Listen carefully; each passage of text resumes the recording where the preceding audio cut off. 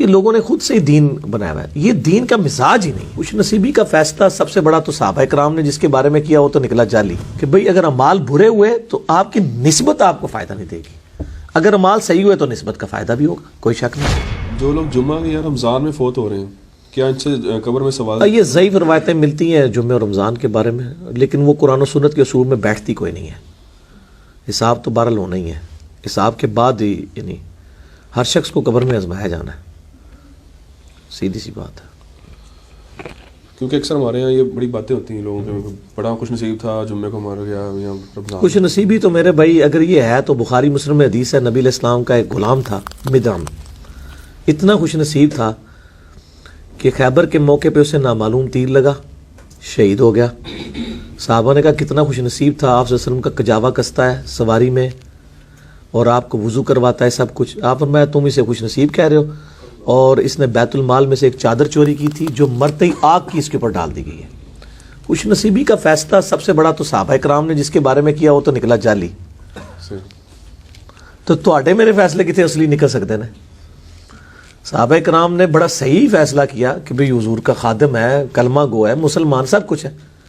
وہ تو مسئلہ ہی کچھ اور نکل آیا، وہ تو عذاب میں تھا، اس کو تو اللہ تعالیٰ نے نہیں لحاظ کیا کہ یہ خادم رسول ہے تو چھوڑ دیا جائے. اس طرح کی باتیں جو ہے نا مطلب یہ بنی ہوئی ہیں، لوگوں کو دین کی خبر نہیں ہے. میرے بھائی اگر کوئی خانہ کعبہ شریف میں طواف کعبہ کرتا ہوا بھی مر جائے وہ اپنے مال کے مطابق اٹھایا جائے گا. اس کی یہ چیز اس کے اعمال کی مطلب وہ اگر یہ چیز ہو تو نبی علیہ السلام کئی بار مقروض کا جنازہ لایا گیا، بخاری مسلم میں حدیث ہے، آپ نے فرمایا میں نہیں پڑھتا، قرض ادا کرو اس کا. حالانکہ یہ بھی ہم کہتے ہیں جی حضور کے پڑھنے سے ویسے ہی معاف ہو جانا، نہیں، چاہے آپ علیہ السلام بھی جنازہ پڑھ دیتے قرض تو نہیں معاف ہونا.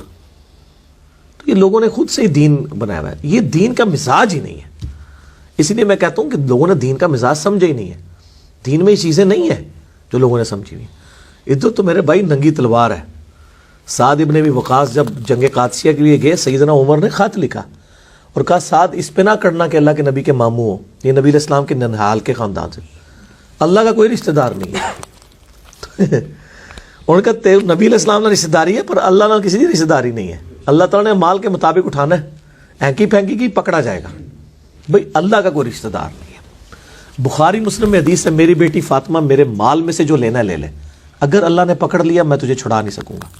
حالانکہ فاطمہ جو ہے سلام اللہ علیہا جنتی عورتوں کی سردار ہے، بخاری مسلم میں ہے، لیکن وہ اصل میں ان کو نہیں پوری امت کو بتایا جا رہا تھا کہ بھئی اگر اعمال برے ہوئے تو آپ کی نسبت آپ کو فائدہ نہیں دے گی، اگر اعمال صحیح ہوئے تو نسبت کا فائدہ بھی ہوگا، کوئی شک نہیں.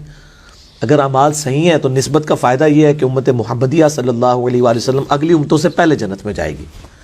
لیکن اگر کوئی میں ہے حضور دا غلام ہاں تو جب تک میں جنت ہی نہیں بڑھنا ادھر تک کوئی اور نیک کسی نبی کا امتی جنت میں نہیں جا سکتا. تو یہ تو نہیں ہوگا، تو نیک ہے تو پہلے داخل ہوگا، اگر بد ہے دوسری امت والا پہلے چلا جائے گا، تو بعد میں جائے گا عذاب بھگت کے، نسبت نہیں کام آئے گی. ٹھیک ہو گیا.